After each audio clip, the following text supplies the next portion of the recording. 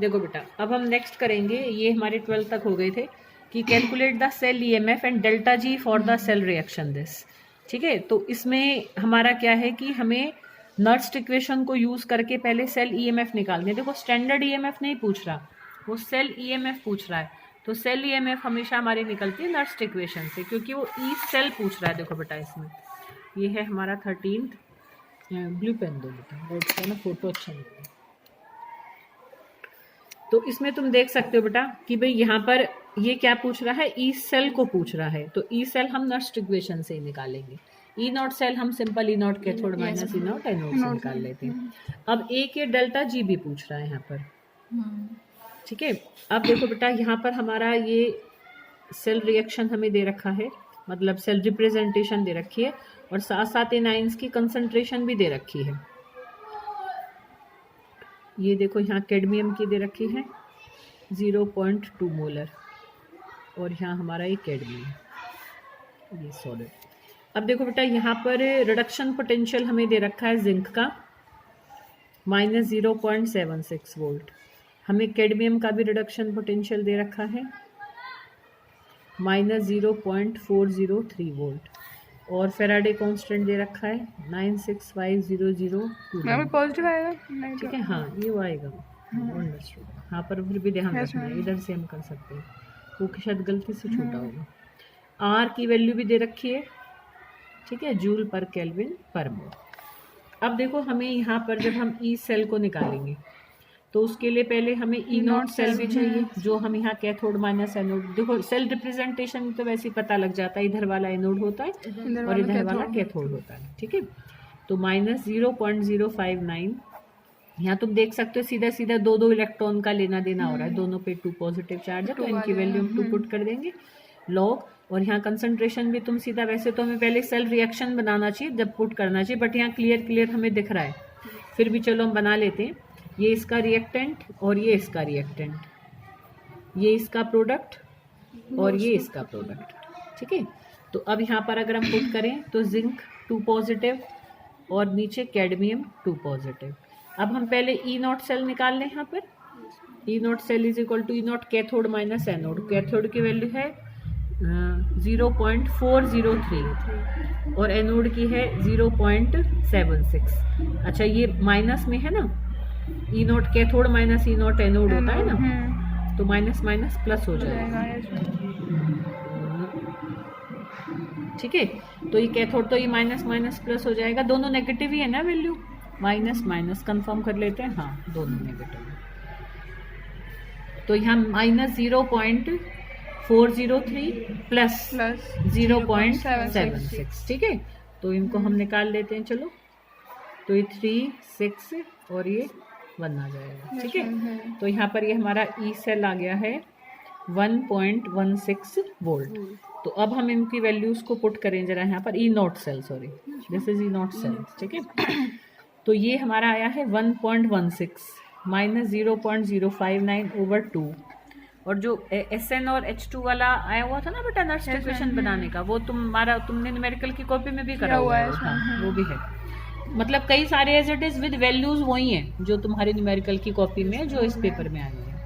अच्छा, अब जिंक की देखो कितनी है हमारी, 0.0004 दे रखा है ना, और इसकी कितनी दे रखी है हमें 0.2 है ना। अब इसको हम जरा थोड़ा अलग यहीं पर ही सॉल्व कर लें कि भाई अगर मैं 4 को यहाँ करूँ तो नीचे 4 0 आ जाएंगे।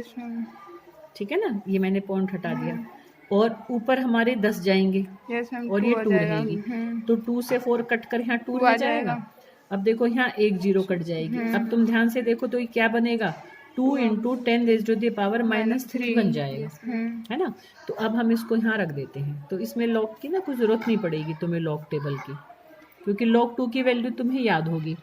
log 2 तो हम उसमें भी यूज होता है ना, इक्वेशन के डेरिवेशन में फर्स्ट ऑर्डर काइनेटिक जब हाफ लाइफ पीरियड निकालते हैं तो 0.3010 होती है।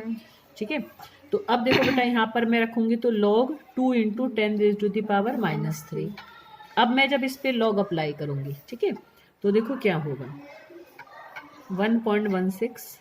इसको हमें थोड़ा बारी बारी लिखना पड़ जाएगा, तो हम कोशिश करेंगे थोड़ा सॉल्व करके अलग ही कर दें। अब इसको खोलूंगी तो देखो बेटा log 2 और प्लस और ये पावर आगे आती है, ध्यान करो जब लॉग को अप्लाई करते हैं तो -3 log 10। अब log 10 तो 1 होता है, log 2 हमें पता है 0.3013, तो इसलिए इसमें हमें कोई जरूरत ही नहीं पड़ेगी। हम इसको ऐसे पॉइंट में निकाल के तब कर सकते हैं, ऐसे पॉइंट 10 लग जाएगा उसमें। हाँ तो उसको फिर वो तुम्हें उसमें लॉग को अप्लाई करने में दिक्कत आएगी, ये तुम्हारे लिए इजी रहेगा बेटा, जबकि आंसर जब भी वही आएगा। हम पॉइंट वाले का लॉग होता है नहीं होता? होता है, कोई दिक्कत नहीं, नेगेटिव वैल्यू उसका नहीं होता, उसमें तुम्हें बार लगाना पड़ेगा, उसमें ना -3 बार लगेगा, देखो वही 3 पीछे जा रहा है, -3 करके वही तुम बार करके लिखोगे तब भी वो आंसर तो वही आएगा। ठीक है, तो 1.16 -0.059 over 2, अब log 2.3010 और ये खुलकर -3 ही रह जाएगा, ये ही बार से आएगा। ठीक है, तो अब 3 में से तुम इसको सब्ट्रैक्ट कर दोगे तो फिर ये माइनस की ही वैल्यू रहेगी, है ना। पर ये इससे मल्टीप्लाई हो रहा है, यूं नहीं कि माइनस खुलेगा तो तुम इसको माइनस कर दोगे, ये इसके साथ इनटू में है, देखो तो ठीक है ना। तो जो भी वैल्यू उसको तुम 3 में से सब्ट्रैक्ट करोगे, फिर तुम पहले इसको देखो, बोर्ड मास को फॉलो करना, जब कभी भी हमें ऐसे करना है कि पहले एक डिवीजन का काम आ रहा है तो तुम इसको पहले डिवाइड कर दोगे इससे। ठीक है, फिर यहाँ ऐसे ब्रैकेट लगा के रखना, ये जब सॉल्व होकर आएगा तो ये नेगेटिव ही रहेगा, नेगेटिव को इससे मल्टीप्लाई करोगे, फिर जब ये ब्रैकेट खुलेगा तो माइनस माइनस प्लस हो जाएंगे, फिर उसको इसमें ऐड करोगे। ठीक है, तो वो यहाँ पर जो आंसर आएगा विद यूनिट वोल्ट में करके आंसर निकालना। अब ये तो आ गया ई सेल, अब हमें इससे डेल्टा जी भी निकालना है, है ना, 2 चीजें पूछिए। तो delta G is equal to तुम्हारा बेटा एक वो फॉर्मूला है हमारा, delta G is equal to NF E naught cell करके, और भाई नॉट है तो वहां भी नॉट आ जाएगा, वहां नॉट नहीं है तो वहां भी नहीं आएगा। ठीक है, तो अब डेल्टा जी निकालना है हमें, n यहाँ पर 2 ही थे जो इलेक्ट्रॉन्स हमारे इन्वॉल्व नॉट होते और ये हैं। ई सेल कैसे बराबर हो सकते हैं? बराबर तो नहीं हो सकते। नहीं, बराबर नहीं होते हैं, अगर यहाँ नॉट होता है, अच्छा, तो अगर ये स्टैंडर्ड कंडीशन का है तो ये भी हम स्टैंडर्ड कंडीशन वाला पुट करेंगे। अब यहाँ पर जो है, अगर ये स्टैंडर्ड कंडीशन का नहीं है तो ये भी कैसे हो जाएगा, और पूछा भी नहीं है नॉट, तो डेल्टा जी ही पूछा है। ठीक है, तो delta G is equal to, देखो फेराडे की वैल्यू भी यहाँ दे रखी है 96500। अब तुम कहोगे कि हमें आर क्यों दे रखा था, क्योंकि एक्चुअल में ये हमने सॉल्व करके सारा कुछ लिखा हुआ है, अदरवाइज वैसे नर्स्ट इक्वेशन में हमारा एफ भी था, आर भी था, जब हमने ये वैल्यू पूरी निकाली थी। जब मैं डेरिवेशन करूंगी ना उसमें मैं खोल के सारी लिखूंगी। ठीक है, और इनटू ई सेल जो भी तुम्हारे यहाँ से निकल कर आएगा उस वैल्यू को पुट कर देना, सॉल्व कर देना, यहाँ से तुम्हारा डेल्टा जी। मैम अगर हमको ऐसे NaCl की value they, Cl2, I think ये नेगेटिव रहेगा यहाँ, क्योंकि डिक्रीज इन फ्री एनर्जी ही, मतलब हमारा डेल्टा जी के बराबर होता है, हमें माइनस आएगा। ठीक है, फिर भी इसको कंफर्म कर लेना, माइनस है, क्योंकि नीचे वाले में फिर प्लस आ जाता है। ठीक है, और वो भी सही लिखा हुआ था, जो मैंने ना अभी ये सारे कंफर्म कर लिए थे, ये भी हमारा ठीक लिखा हुआ था जो हाँ हमने किया था, जैसे में ये तो था, ये टी वाला ये किया था ना। नहीं, जो अभी उसका नहीं किया था एक्टिवेशन एनर्जी वाला, ये वाला, हाँ ये भी नहीं है, हम ये वाला माइनस वाला ये करके नहीं किया था, ये वाला ना, हाँ ये वाला तो यहाँ माइनस नहीं था, और ये वैल्यू भी 0.4771 ही थी इसमें। मैं जब कह रही थी ना, मैंने एक जगह कहीं पुट भी तो की थी, अरे मैं मिक्स कर रही हूँ, वो K2 K1 वाला था। हाँ, ये यही थी वैल्यू। अभी तुम्हारी बुक में मिला मुझे, उसमें ना सारे मिल गए थे इसलिए। हाँ मैम ये पूछे थे अगर Cl2 है यहाँ पे, अगर Cl2 होता बाई चांस तो मैम फिर 2 कैसे आता है यहाँ पे? ऐसे 2 नहीं, Cl2 ऐसे नहीं आएगा, जो मतलब जब तुम एक इक्वेशन बना रही हो ना, उसकी बैलेंस्ड केमिकल इक्वेशन, उसमें अगर आगे कोफिशिएंट है, तो उसमें Cl2 तो Cl2 तो वही पूरा वो है फॉर्मूला, इसके आगे 2 है तो वो पावर बनेगा। अगर मैं नीचे हो तो तब कुछ नहीं होगा, तब जैसे H2 है तो जो हम प्रेशर है वही पुट करते हैं। ठीक है, तो इसको हम ऐसे करेंगे, क्लियर। अब देखो बेटा आगे, ए 5% solution of cane sugar is isotonic with 0.877% solution of urea. Find the molecular weight of urea. तो इसको ना हम 2 इक्वेशन बना के भी कर सकते हैं। तो ये है तुम्हारा 14th। अच्छा, जो पहले ही कराए थे इनको फिर जब तुम करोगे तो अब आ जाएंगे ना, समझ में आ जाएंगे, है ना। इसमें यही देखो, मैं इसी वाले में क्योंकि वो वीडियो डिलीट हो चुकी है तो मैं काट देती हूँ कि एक तो देखो सेकंड नहीं है उसमें, तो जब मैंने काटा था, है ना। और ये हमारा इलेक्ट्रो का है, ये काइनेटिक्स का, ये भी काइनेटिक्स का, ये सॉल्यूशन का, ये तुम्हारा इलेक्ट्रोकेमिस्ट्री का, ये तुम्हारा सॉल्यूशन का, काट दो इसको, ये तुम्हारा इलेक्ट्रोकेमिस्ट्री का, ये भी इलेक्ट्रोकेमिस्ट्री का, है ना। और ये तुम्हारा सोल्यूशन का है, जैसे नहीं तो हो रहा है। ठीक है ना। तो वैसे तो ज़्यादा नहीं है सॉलिड स्टेट की, दो ये हैं और अभी भी टाइम है ना, तो जैसे एक जैसे से अगर इनमें मैं से भी पेपर मैं में एक आगे करा तो टाइम दूंगी। टिका या नहीं? आएंगे ही नहीं, बिल्कुल नहीं आएंगे। अब जब इसमें ही नहीं आए, तुम्हें देखो जो रिवीजन के पेपर साइट पे अवेलेबल हैं, नहीं, हमने उसको भी मंगाया मैंने था, ध्यान उसमें रखा एकदम है। डिलीट हाँ, हो गई तो। नहीं है, बिल्कुल भी नहीं है। अब मैंने भी कई जगह देखा है, बिल्कुल नहीं है। तुम्हारा प्री बोर्ड से भी अभी कंफर्म Yes, होगा, ma'am. नहीं आएगा उसमें। जब उन्होंने सेट का ही ध्यान रखा है इतना कि एकदम अकॉर्डिंग टू द सिलेबस आया था, ऑर्गेनिक जो यूनिट्स थे वही। अब कोई सही समझदार चला गया ऊपर, चलो शुक्र है। अब मुझे उस चीज़ की तो टेंशन नहीं है, मुझे पहले तो इस चीज़ का बड़ा डर रहता था, पता ना क्या करेगा अब की बार का बाढ़ जो भी कर रहे हैं। तो फिर इसमें हमारा एक तो ये है, हाँ यही है बस, और सॉलिड स्टेट का, बाकी सारे तुम्हारे इसी के हैं। हाँ अब तुम देखो, सॉलिड स्टेट में वैसे भी कम है न्यूमेरिकल, स्ट्रक्चर्स वगैरह ज़्यादा थे, वैसे वाले थे वही फॉर्मूला निकालने की। तो देखो बेटा, इसको हम देखें तो यहाँ देखो हमारे पास 5% सोल्यूशन है सुक्रोज का। केन शुगर हमारी सुक्रोज ही होती है, ठीक है। चलो मैं सुक्रोज करके लिख देती हूँ। और देखो इसका मॉलिक्यूलर वेट भी उसने दे रखा है 342। ऐसे भी पता हो सुक्रोज केन शुगर को कहते हैं, ये तुम्हें मैंने बायो मॉलिक्यूल्स में जहाँ सुक्रोज है ब्रैकेट में लिख रखा है। ऐसे भी पूछ लेते हैं ऑप्शनल में, व्हाट इज केन शुगर, और 4 देंगे, सुक्रोज, ग्लूकोज, फ्रक्टोज, गैलेक्टोज, तो तुम्हें उसमें से भी छांटना आना चाहिए। तो इसका मॉलिक्यूलर वेट दे रखा है। अब ये कह रहा है ये आइसोटोनिक है। आइसोटोनिक मीन्स कि इन दोनों का ऑस्मोटिक प्रेशर बराबर है, ठीक है। और यहाँ पर हमें कंसंट्रेशन दे रखी है 0.877%, ठीक है, यूरिया की। अब ये कह रहा है find the molecular weight of urea. अब तुम्हें फॉर्मूला पता है तो वैसे तुम्हें आंसर पता है कि 60 है यहाँ पर आंसर, बट हमें उसको फाइंड आउट करना है, ठीक है। अब हमारा देखो ऑस्मोटिक प्रेशर का क्या हमारा फॉर्मूला होता है कि PV = nRT ही होता है बेसिकली, तो ठीक है ना। अब PV हमारा यहाँ ऑस्मोटिक प्रेशर है। अब मैं P को एक तरफ ले जाऊं और nRT/V कर दूं। अब हम 2 इक्वेशन बनाएंगे, ठीक है। एक इक्वेशन बनाएंगे हम केन शुगर के लिए, ठीक है। ये हम पहले वाले के लिए, जैसे सुक्रोज के लिए अगर मैं इसको बनाना चाहूँ तो मैं 1 लगा दूंगी। अब भाई क्योंकि ऑस्मोटिक प्रेशर तो दोनों का बराबर है ना, तो यहाँ पर हमारा, चलो फिर भी हम इसको 1 बना के कर लेते हैं, फिर हम P1 = P2 कर देंगे।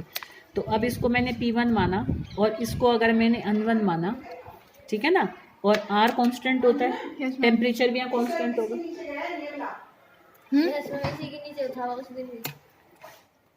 अरे भैया तुम ध्यान रखो बेटा, वीडियो बंद कर। अलमारी तो बंद है, ठीक है, कर दिया। अब तुम देखो बेटा, इसमें ना हमारा टेम्परेचर भी, क्योंकि सेम टेम्परेचर पे दोनों काम हो रहे हैं, तो ये भी हम कांस्टेंट रखेंगे, है ना। वॉल्यूम को भी वैसे तो दोनों को बराबर बराबर ही मिल रही है, वॉल्यूम भी हमारी यहाँ पर कट सकती है, ठीक है ना। तो हम वॉल्यूम को भी यहाँ पर कांस्टेंट ही रखें, क्योंकि एक ही उसमें काम चल रहा है हमारा। ये कह रहा है ना, solution of cane sugar is isotonic with, फिर भी हम चाहें तो वॉल्यूम को यहाँ रख भी सकते हैं। हमें सुक्रोज के लिए या फिर उसके लिए यूरिया के लिए? ना ना ना ना, ये ही मैं 1 जो बना रही हूँ मैं सुक्रोज के लिए बना रही हूँ। या फिर इसको ऐसे कर लेते हैं, चलो ऐसे कर लेते हैं, यहाँ पर मैं इसको इक्वेशन 2 बनाऊँ और इसको यूरिया के लिए कर देते हैं, है ना। तो इसको मैं यहाँ 2 कर देती हूँ और इसको यहाँ 1 कर देते हैं, ठीक है ना। अच्छा, अब तुम देखो बेटा, अगर मैं अब यहाँ परसेंटेज से देखूँ तो यहाँ पर हमारा जो वेट ऑफ सुक्रोज है वो कितना हो जाएगा, 5 ग्राम हो जाएगा, ठीक है ना। और ये क्योंकि परसेंटेज है ना, तो बेसिकली इसमें हम वैसे तो 1000 करके ही करें कि भाई क्या कहते हैं, अगर मैं वो, पर फिर भी वॉल्यूम क्योंकि बराबर है तो तुम V करके भी छोड़ सकते हो इसको यहाँ पर, 100 तो आ जाएगा ना फिर वॉल्यूम। हाँ वॉल्यूम देखो एक्चुअल में तो, क्योंकि भाई हम 100 वर्ड भी रखना ना ठीक नहीं होता, वैसे कई बार ये रख लेते हैं, उसमें भी बुक में करा हुआ है, क्योंकि देखो कोई ऐसा तो नहीं है ना भाई ये परसेंटेज से तो हमें वेट पता लगा है, पर इनकी कोई डेंसिटी 1 थोड़ा ना है जो हम वॉल्यूम को 1 रख देंगे, ठीक है ना बेटा। पर क्योंकि दोनों को परसेंटेज के फॉर्म में दे रखा है तो हम ऐसे कह सकते हैं कि चलो कि भाई दोनों की वॉल्यूम हमारी 100 ml हो, 1000 करके भी कर सकते हो तुम, ठीक है ना। क्योंकि जो हमारा R है, यहाँ पर जो R है वो भी हमारा एटमॉस्फेरिक पर लीटर करके होता है, ठीक है ना। तो इसलिए हम वॉल्यूम यहाँ 1 लीटर मान सकते हैं, भाई दोनों की हमने बराबर बराबर वॉल्यूम मान ली, क्योंकि दोनों की परसेंटेज है, कोई दिक्कत नहीं, तुम V पुट कर दो ना, छोड़ो उसको, ठीक है, क्योंकि वो दोनों की बराबर रहेगी। अब 0.877 ग्राम कर लो इसको, ठीक है। ये तुम्हारा प्रदीप में सॉलिड में क्वेश्चन में है और वहां पर उसने 100 ml मान रखा है, ठीक है बेटा। तो अब तुम यहाँ पर, अब अगर देखो मैं यहाँ पर पुट करूँ कि अब मैं यहाँ पर ऐसे कह सकते हैं ना कि P1 is equal to P2 है। क्यों? क्योंकि ऑस्मोटिक प्रेशर यहाँ पर क्या है, सेम है, क्योंकि यहाँ पर हमारी क्या है, आइसोटोनिक है ये, बिकॉज दे आर आइसोटोनिक। ठीक है ना बेटा। तो अब यहाँ पर तुम अगर ध्यान से देखो तो N1 हमारा N2 के ही बराबर हो जाएगा, क्योंकि यहाँ RT से RT कट जाएगा, V से V कट जाएगा, तो N1 और N2 बराबर हो जाएंगे। अब भाई N1 समझ में आ रही है बेटा बात? ठीक है। अब N1 हमारा बेसिकली क्या है कि भाई weight of sucrose divided by molecular weight of sucrose, और ये हमारा क्या हो जाएगा, weight of urea divided by molecular weight of urea. अब इसमें हमें तीन चीज पता है, चौथी निकालेंगे। सुक्रोज का वेट हमें पता है 5 ग्राम, मॉलिक्यूलर वेट पता है 342, ठीक है, और इसका वेट हमें पता है 0.877, और इसका हम मॉलिक्यूलर वेट निकाल लेंगे इक्वल टू 7। ठीक है ना बेटा। तो यहाँ पर हम इसको तुम या तो पलट दो, फिर ये भी पलट दो। ठीक है, तो 342/5 यहाँ पर m अपॉन 0.877, अब m इज इक्वल टू क्या हो जाएगा, 342/5 इंटू 0.877, तो जो भी आएगा मॉलिक्यूलर वेट यूरिया का आ जाएगा। ठीक है, हाँ कर रखा होगा ये वाला, मैंने शायद ब्लैक बोर्ड पे भी कराया था। हाँ, और देखिए हमें क्वेश्चन तो था वो आया हुआ पेपर है में, बोर्ड में 3 नंबर में आया हुआ है, इसलिए मैंने कराया था तुम्हें। हमें ना एक क्वेश्चन था हम पेपर में, उसको हम फिर फोटो करके भेज देंगे आपके पास। या कौन से, इन्हीं पेपर्स में, दोनों में? नहीं, हम वो वाले 2021 के थे जो। पूछ लेना, है ना। हाँ, फोटो खींच के भेज देना, मैं सॉल्व करके ग्रुप में डाल दूँगी। हाँ, अब नेक्स्ट देखो बेटा, इसमें देखो ये, इसमें ये भी ठीक है, इसमें कई सारी आ गई, मोलैरिटी, मोलैलिटी, नॉर्मेलिटी, तीनों आ गए। ठीक है, तो हमारा एक साथ हो जाएगा ये अटेम्प्ट पे। तो इसमें तुम देखो बेटा answer 15, H2SO4 is 38% by mass. तो 38% बाय मास का क्या मतलब है, इसका मतलब ये कि जो वेट ऑफ हमारा सॉल्यूट है, पूछो यहाँ देखो बेटा, तो वो हमारा 38 ग्राम हो जाएगा, है ना। अब 38 का मतलब क्या है कि फिर हमें WA भी दे रखा है, यस, 100 माइनस 38 कर देंगे। हाँ, हाँ, अभी करो, अभी कराने, अब तो मंडे को कराएंगे, है ना, आज ही करानी जरूरी है तो इन्हीं तरह मन था आज कराने का, मैं देख रही थी जब कैडी बढ़ के लग रही थी। तो 100 में से 38 को घटा लो, ठीक है, कितना आ जाएगा हमारा, 9 में से 3 जाएंगे 6, है ना, 62 ही आएगा। हाँ, 38 वैसे भी 62 ही आएगा। हाँ, तो 62 ग्राम। ठीक है, और हम पूरे सोल्यूशन का वेट भी हमें देखो दे रखा है, क्योंकि उसकी हमें ज़रूरत पड़ेगी। यहाँ पर मोलैलिटी भी पूछी हुई है, मतलब सिंपल ध्यान रखना, न्यूमेरिकल में अगर मोलैलिटी और नॉर्मेलिटी पूछ रहा है तो कैसे भी करके तुम्हें सॉल्यूट का वेट तो देखो हर बार ही पता होना चाहिए, और सॉल्यूशन की वॉल्यूम पता हो। कब, अगर मोलैलिटी या नॉर्मेलिटी निकाल रहे हैं, और अगर मोलैलिटी निकाल रहे हैं तो तुम्हारे पास सॉल्यूट और सॉल्वेंट इन दोनों का वेट होना चाहिए। ठीक है, जैसे हमारे पास इन दोनों का वेट है। ठीक है, अब यहाँ पर पूरे उसका वेट कितना है, 100 ग्राम, क्योंकि परसेंटेज की मैनर में दे रखा है। ठीक है ना, वेट ऑफ ए सोल्यूशन, इसकी भी हमें जरूरत पड़ेगी यहाँ पर, क्योंकि डेंसिटी दे रखी है, वॉल्यूम निकालने के लिए जरूरत पड़ेगी। ठीक है, अब तुम देखो बेटा यहाँ पर डेंसिटी दे रखी है, उसकी डेंसिटी कितनी दे रखी है, 1.30, ये तुमने कर रखा है अपने उसमें, ग्राम पर सेंटीमीटर क्यूब। अब देखो वो एक तो कह रहा है मोलैरिटी निकालो, एक कह रहा है मोलैलिटी निकालो, और एक कह रहा है नॉर्मेलिटी। हाँ, एक क्वेश्चन में ना बेटा तुमने ये यहीं तक ही कर रखा है बस, डेंसिटी को करके, फिर फर्दर ये निकाल नहीं रखी है। एक में मोलैरिटी मोलैलिटी पूछा है, मैंने उसमें उसको कर दिया है कि भाई ये पुट करके फिर सॉल्व कर लेना तुम। ठीक है, उसको देख लेना। हाँ, अब हम इसको करेंगे। तो देखो अगर मुझे निकालनी है मोलैरिटी, तो WB ओवर MB इंटू 1000, और नीचे वॉल्यूम ऑफ सोल्यूशन, ठीक है, इन मिलीलीटर। अब देखो हमारे पास कहीं वॉल्यूम नहीं दे रखी है, पर डेंसिटी दे रखी है और पूरे सोल्यूशन का वेट है। तो हम यहाँ पर density is equal to mass upon volume से हम यहाँ पर क्या निकाल लेंगे, volume of solution, mass upon density. Mass है 100 और डेंसिटी है 1.303, ठीक है, तो 1.30। तो ये हम यहाँ पर पुट कर देंगे। ठीक है, तो अब ऐसे तो आ जाएगी हमारी मोलैरिटी, समझ में आ रही है बेटा बात? ठीक है, चलो पुट कर लेते हैं। तो WB हमारा है 38, यस मैम। है ना। और ये हमारा क्योंकि सल्फ्यूरिक एसिड है, तो सल्फ्यूरिक एसिड है तो हमें उसका मास भी पता होगा, यस मैम। मॉलिक्यूलर मास निकाल लोगे 98 आएगा। ठीक है, तो ये 98 कर दो यहाँ पर इंटू 1000, और यहाँ पर मैं ऐसे करके लिख देती हूँ 100/1.30। ठीक है ना।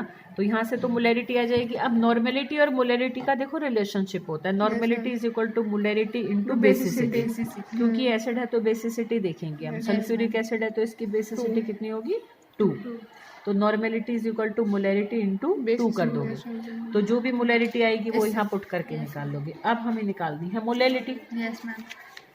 अब मोलैरिटी को कैसे करेंगे हम, WB अभी हमने देखो जब एलिवेशन इन और उसका वो किए थे डिप्रेशन का, तब भी यही सब आ रहा था अपॉन WA।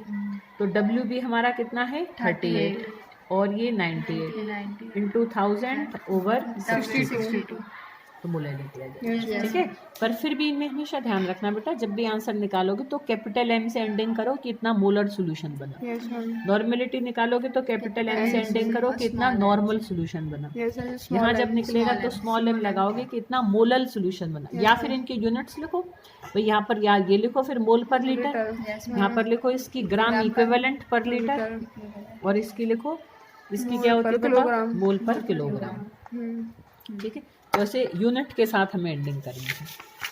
अगला देखेंगे बेटा हम, इसमें ठीक है अलग अलग टाइप के आ रही हैं यहाँ पर भी सारे, इससे तुम्हारा काफ़ी इसमें भी काफ़ी सारा वो आ जाएगा, सब चीज़ें आ जाएंगी रोल्स लो की। तो देखो बेटा अब हम 16 को देखें, और elevation boiling point difference freezing point के हमने उसमें कर लिए थे, नेक्स्ट पेपर में कर लिए। अच्छा अब तुम देखो बेटा इसमें ये कह रहा है benzene and toluene form a nearly ideal solution at 313 Kelvin. The vapor pressure of a pure benzene and toluene. अब देखो PA प्योर का दे रखा है ना, तो नोट लगाएंगे। तो प्योर बेंजीन का हमें इसने दे रखा है 160 mm। टोल्विन को हम B मान लें क्योंकि ये दोनों ही वोलेटाइल है, तो इसलिए हम किसी को भी A किसी को B मान लेंगे। तो यहाँ पर ये भी प्योर का ही दे रखा है vapour pressure pure benzene and toluene, है ना, दिस एंड दिस रेस्पेक्टिवली, मतलब ये इसका क्रमानुसार। टोल्विन का हमें दे रखा है 60 mm। क्लियर। अब ये क्या कह रहा है देखो बेटा, calculate the total pressure for solution. चलो हम टोटल प्रेशर फॉर सोल्यूशन पर कब कब निकालना है, ये कह रहा है containing equal weights of HG मतलब मरकरी की हेल्प से हम प्रेशर नापते हैं। ध्यान करो बैरोमीटर मैनोमीटर तुम्हें 11th में बताया था ना, अब इन बच्चों की तो यूनिट हट गई है।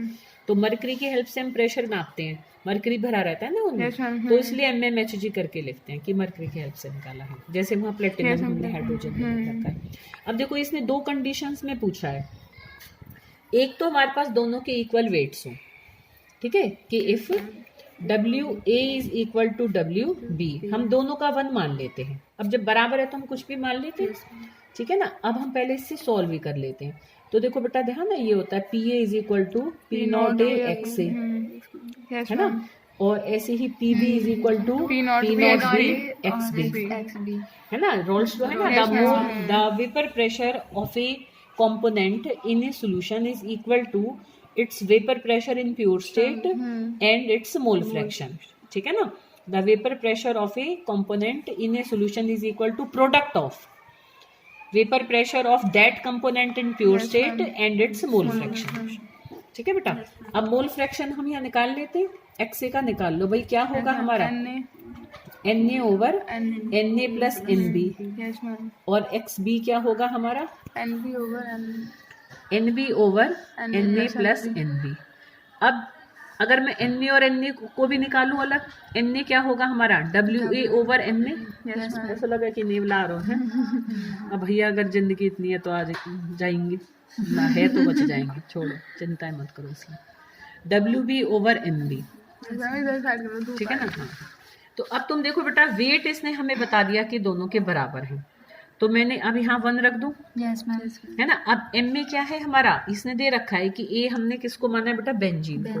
अब बेंजीन का फॉर्मूला क्या होता है C6H6, तो उसका मॉलिक्यूलर वेट निकालोगे 78 आएगा। अब टोल्विन का हम निकाल लेते हैं भाई, टोल्विन हमारा देखो क्या होता है, ऊपर CH3 लग जाता है ना, C6H5CH3, इसका निकाल लेंगे इसका एक तो यहाँ से कम हो गया, इतना तो हम क्यों जोड़े फालतू में। इसमें मैम ठीक है ना? CH3 का जोड़ देंगे। हाँ इसमें नहीं, इसमें CH3 का नहीं जोड़ेंगे, एक H का कम करके जोड़ेंगे। तो 77 में हम एक कार्बन का जोड़ दें और 3 हाइड्रोजन का जोड़ दो। ठीक है, 12 7 8 9 यही आएगा ना। ठीक है ना। तो यहाँ पर हमारा आ गया 10 11 12 और गलती नहीं की 7 8 9। ठीक है 7 3 10 और 2 12 7 और 1 8 और 1 9। ठीक है ना। अब बताओ वीडियो में जुड़वाना सिखवा। तो अब यहाँ पर हमारा टोल्यूइन का कितना आ जाएगा 92। तो यहाँ पर हमने 78 किया और NB हमारा कितना हो जाएगा 1/92। ठीक है। तो अब हम यहाँ से मोल फ्रैक्शंस को निकाल सकते हैं। ठीक है ना। पहले इसी को ही सॉल्व कर लो तो उससे फिर वहाँ आसान हो जाता है। ठीक है। नहीं तो मैं अभी इसको एज इट इज ही रख रही हूँ। तो 1/78 अपॉन में 1/78 प्लस 1/92 ऐसी XB is equal to 1/92 upon 1/78 plus 1/92। ठीक है। अरे बस बेटा, तो यहाँ से X से आ जाएगा और हमारा X भी आ जाएगा। अब हम यहाँ पर पुट कर देंगे उसको। तो PA इज इक्वल टू हमारा, मतलब जितना मैं उसी हिसाब से करा रही हूँ कि मान लो पेपर में तुम्हारे पास टाइम ना हो सॉल्व करने का, तो उसको पुट कर करके करो तो सही, वहां तक तो लाओ, फिर पहले तुम बाकी पेपर कर लो सारा। टाइम बचे फिर फटाफट से जगह छोड़कर चलो, पुट करते चलो जल्दी जल्दी से जितना कर सकते हो। मतलब बिल्कुल ही छोड़ दो कि क्योंकि हम कैलकुलेशन नहीं कर पाएंगे, वो गलत ऑप्शन होता है ना। तो उसमें जहां तक करना है वहां तक, जहां तक कर सकते हो वहां तक करो। 160 इंटू यहाँ जो भी हमारी वैल्यू निकल कर आएगी। ठीक है। मान लो मैं इसको ऐसे मान रही हूँ कि मैंने इसको M मान लिया क्योंकि X और वो इसमें आ रहा है ना, और इसको मान लो मैंने N मान लिया है। ठीक है। तो ये मैंने N करके रख दिया। अब ऐसे ही हम PB भी निकाल लेंगे। तो वो हमारा 60 इंटू M करो ना। अच्छा हाँ सॉरी हाँ, ये हमारा M हो जाएगा और ये हमारा N हो जाएगा। ठीक है ना। तो अब P हमारा टोटल प्रेशर पूछ रहा है वो, तो P क्या होगा PA प्लस PB। तो जो भी आएंगे उन दोनों को ऐड कर दो। एक तो हमें इस कंडीशन में निकालना है, एक दूसरा भी ये आसान है उल्टा, containing equal molecules of benzene and toluene. अच्छा एक कॉन्सेप्ट होता है हमारा मोल कॉन्सेप्ट में कि अगर बराबर नंबर ऑफ मॉलिक्यूल्स होंगे किसी भी चीज के तो ऑटोमेटिकली उसमें बराबर नंबर ऑफ मोल्स भी होते हैं। ठीक है। तो हम उस कॉन्सेप्ट को यहाँ पर फॉलो करेंगे। पहले जो वो कह रहा है उसी बात को लिखेंगे कि क्या है इक्वल मॉलिक्यूल्स ऑफ बोथ, है ना। अब हम यहाँ पर लिखेंगे कि when molecules are equal then moles are automatically, ठीक है, बिकम इक्वल। बस ऐसे करके लिख दो तुम। अब हमारे क्या है, मतलब Na हमारे Nb के बराबर है। Na इज, अब और भी आसान है, अब हमारे लिए सॉल्व करना आसान हो जाएगा उल्टा, है ना। कि अब अगर हम XA को निकालेंगे तो वो हमारा Na over Na plus Nb। अब मान लो मैं इसको 1 ही मान लूँ तो ये 1/2 0.5 आ जाएगा। XB भी हमारा क्या हो जाएगा 1/2 कहाँ से आया? 1 प्लस, हाँ ऐसे प्लस हो जाएगा ना। हाँ आ जाओ बेटा। तो यहाँ भी 1/2 हो के ये भी कितना हो जाएगा 0.5। अच्छा यहाँ भी तुम एक काम को कम कर सकते हो, जैसे एक को सॉल्व कर लो। कभी एक सोल्यूशन में हमेशा बेटा क्या होता है, पूरी तरह देखो मैं ऐसे 1 माइनस एक सोल्यूशन में क्या होता है, हाँ कि XA plus XB is equal to 1 होता है। तो तुम कैसे ले? हाँ अभी बताती हूँ, पहले इसको देखो। तो XA और XB हमेशा 1 के बराबर। नीचे पैर मार के इसको बंद करना पड़ेगा मैम, पहले जोर से ताकत लगा के। तो अब ये XA और XB 1 के बराबर होता है। अब XA निकाल दोगे ना, बस 1 में से सब्ट्रैक्ट कर देना। तो मतलब इतना सारा फिर सॉल्व नहीं करना पड़ेगा। ठीक है ना। तो यहाँ इसको तुम ऐसे भी करके कर सकते हो, XB is equal to 1/XA, या कोई एक सॉल्व कर लो जो तुम्हें इजी लगे। ठीक है ना। हाँ ये कैसे आया देख बेटा, Na हमारा 1 था ना, तो Na 1 रखा, Nb भी तो 1 था, तो 1 + 1 2 हो गया। ऐसे यहाँ पर भी हमारा भाई Nb भी हमारा 1 था, तो इसलिए सेम ही आएगा इनका। ठीक है ना। वैसे भी एक में से आधा घटाओगे तो आधा ही आंसर आएगा, है ना, अगर मैं यहाँ पर भी XA प्लस XB करके दूँ। ठीक है ना। तो अब यहाँ पर तो और आसान हो जाएगा हमारे। तो यहाँ जब हम PA को निकालेंगे तो 160 इंटू 0.5 और PB भी हमारा ऐसे निकलेगा 60 इंटू 0.5। फिर यहाँ पर भी P is equal to PA plus PB करके निकालेंगे। ठीक है। The rate constant of a reaction is इतने एट 30 डिग्री सेंटीग्रेड एंड इतने एट 40 डिग्री सेंटीग्रेड। ये वाला कर रखा है तुमने अपनी नोटबुक में, ये वाला हो रहा था। नहीं तो हाँ ये भी तुमने किया हुआ है हमने।